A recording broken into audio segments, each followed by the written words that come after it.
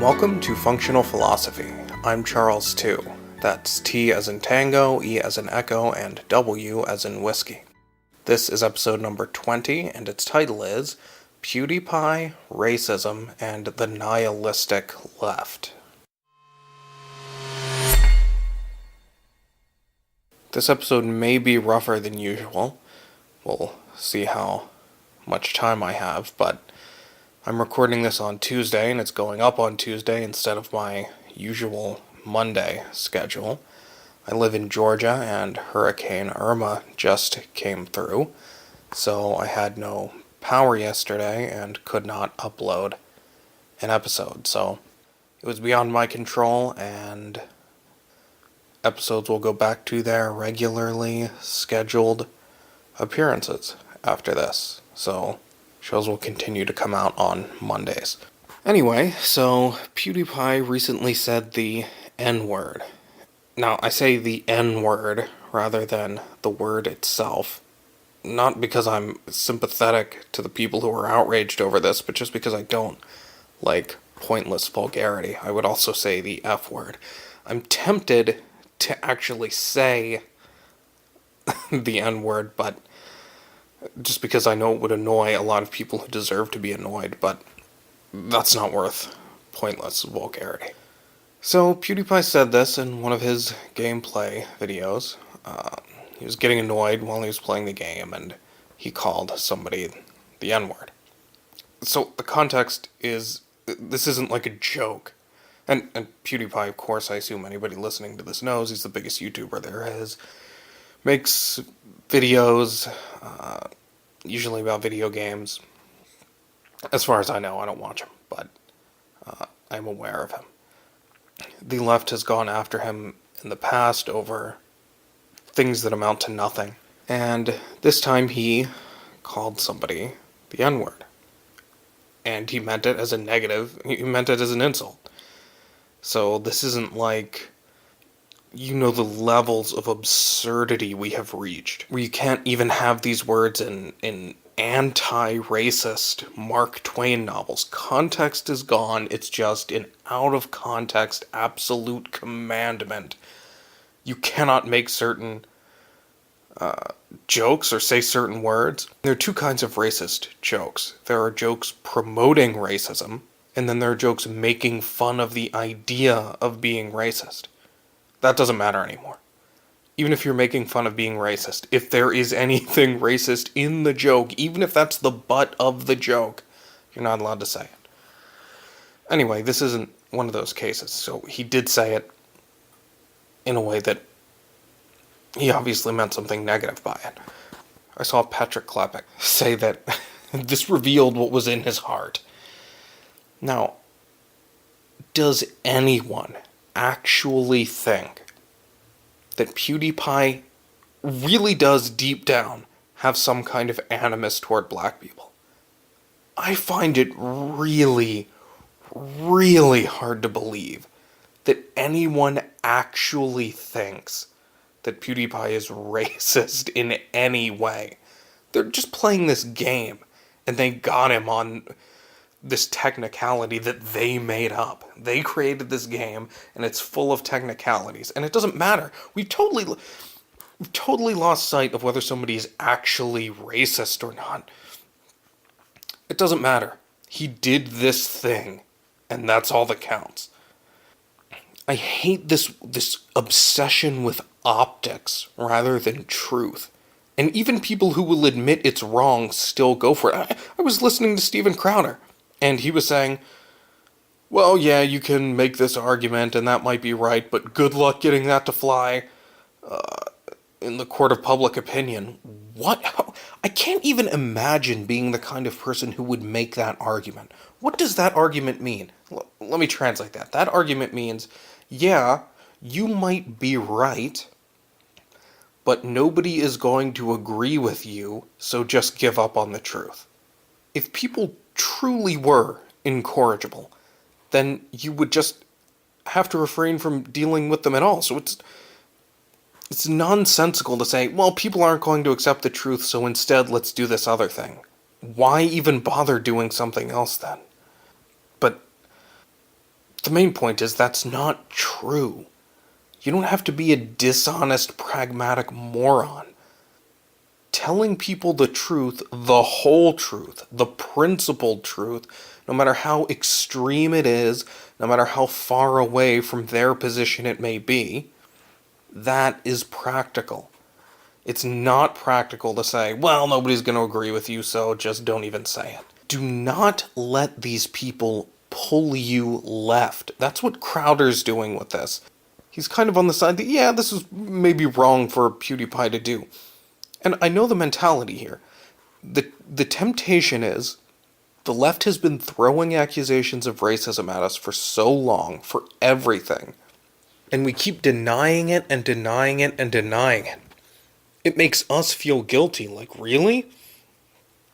It kind of just makes us seem like we'll deny every accusation no matter what. Like we're being irrationally partisan or something. So when something comes along that could plausibly be racist, like I said, he was using the N-word as an insult, and say, oh, okay, we'll give them this one to show how reasonable we are. No, you can't think like that. This is not a negotiation. The truth matters, not what you can give to... There's no negotiation over truth. It is what it is. Is this deserving of condemnation or is it not? Now, at most, I would say it's deserving of, you got a bad psychological habit there. So, maybe try to fix it, but no big deal. Now, I don't actually blame PewDiePie for this because he's not an intellectual. He's not a psychologist. I don't even blame him for not explaining what was going on because he probably doesn't even realize it.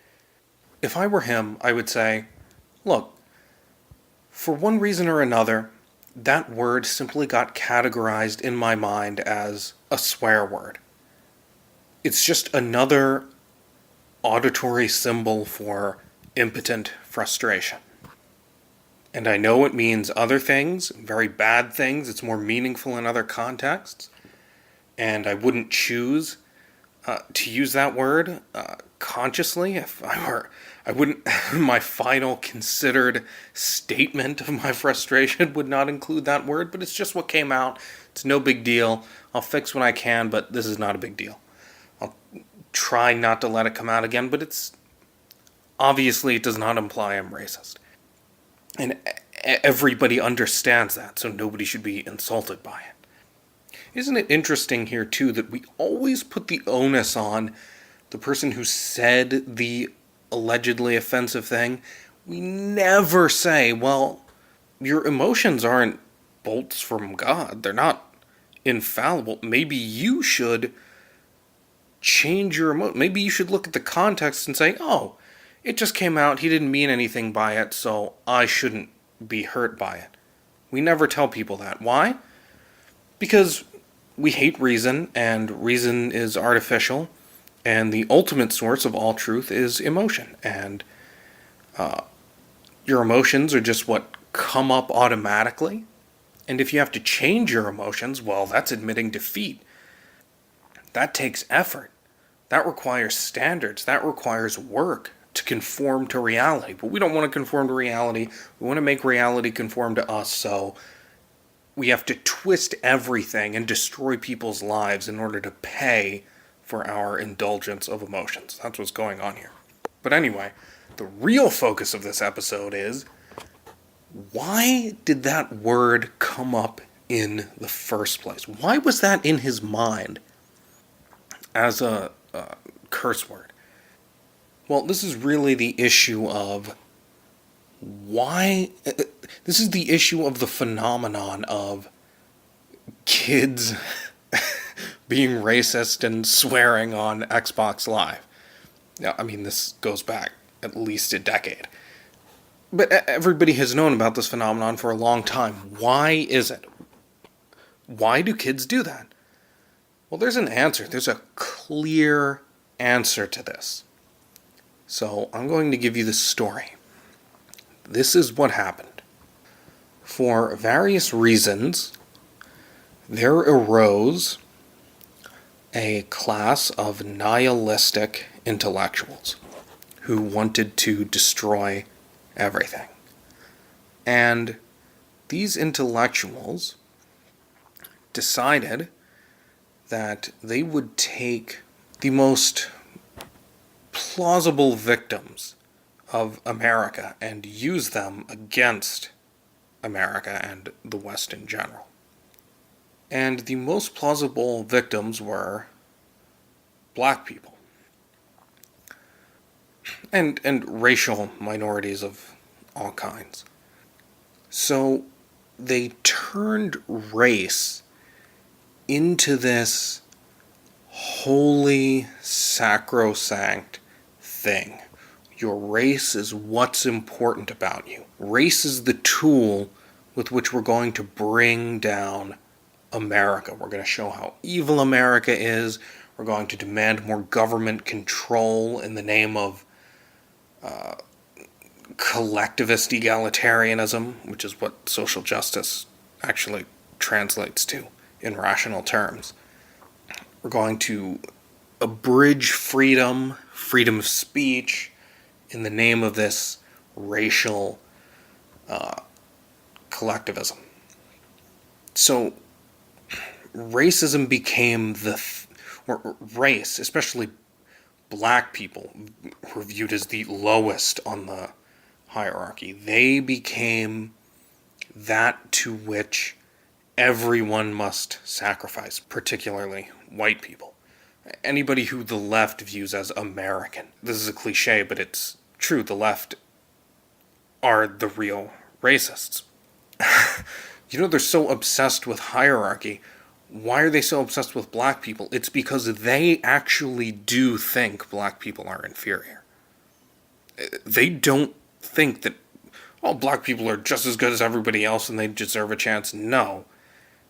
They actually do root for the most depraved and actually defective in every area. You can see this with the idea of being differently abled, where they take some objectively inferior state and try to raise it up as if it's no worse than just being a normal functioning human being. Or they take Islam and they say, Islam's no worse than Christianity. They take the things they, by their standards, they consider the worst, and then pretend that they're not. So the fact that they do this with blacks primarily, but any other race, as long as the race isn't doing well, they don't do it with Asians, of course, or Jews, but any race that isn't doing as well as white people, they say, those people are just as good as white people or anybody else. Now, it's true, I'm not racist, they have the same potential. But that's not what the left thinks. The left actually does think that black people and Hispanics are inferior.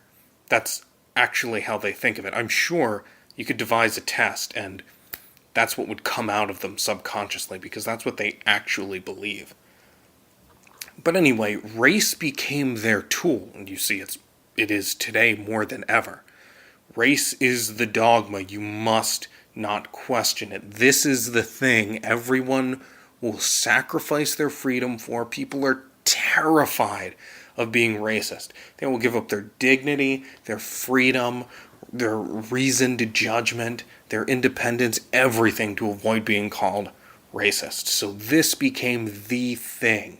You shall not violate this standard of worshiping black people. Now, there's this myth that teenagers are rebellious, that young people are rebellious. They're not. They do exactly what they're told. They are straightforward products of what they're taught. Now, the reason people get confused about this is because today they are taught to destroy standards. So you have this nihilism destroying itself. Now, the the last generation used race as a tool of nihilism. Now the generation that's coming up now, or say just millennials, they absorbed the essence of what their older generation was telling them to do.